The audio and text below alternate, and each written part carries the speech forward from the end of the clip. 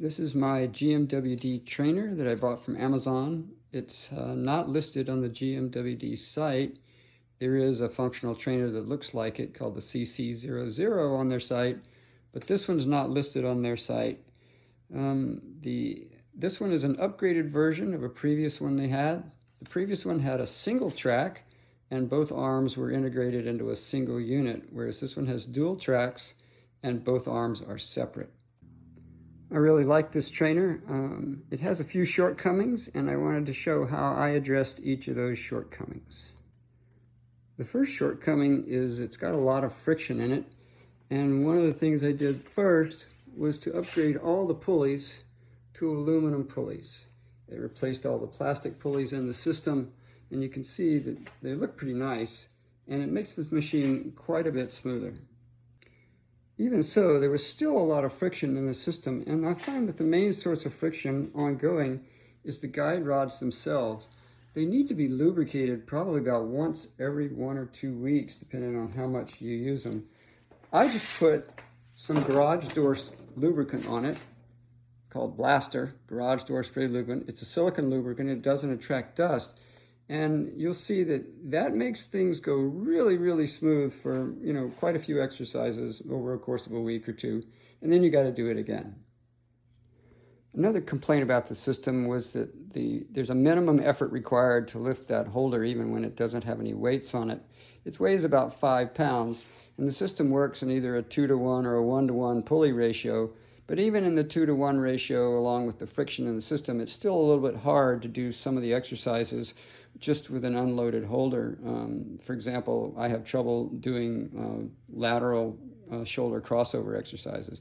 So what I did was I took a drawstring bag, attached it to a pulley that attaches to an ankle cuff that I wrapped around the top frame, and I put another ankle cuff down on the bottom of the holder and attached the pulley to that.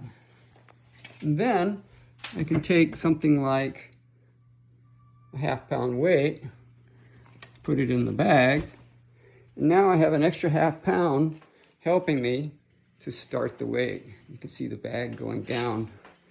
So the bag is actually assisting.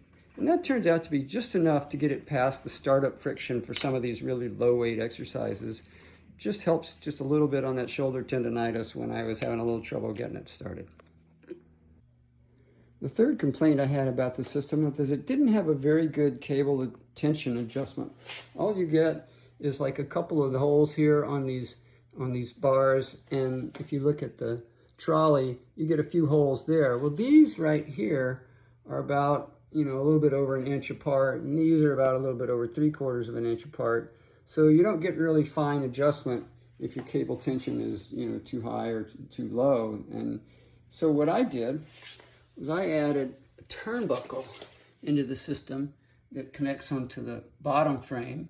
And this turnbuckle is about an 8-inch turnbuckle.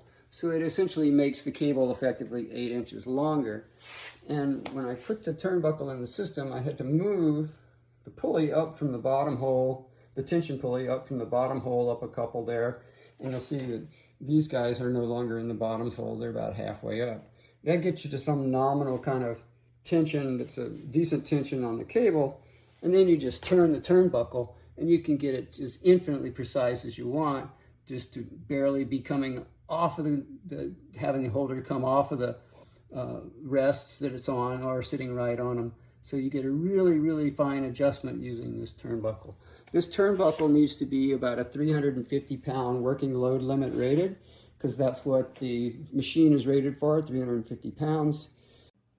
So those are the modifications I made to address the shortcomings in the functional trainer that I found to be the most annoying. So I hope this has helped you out too.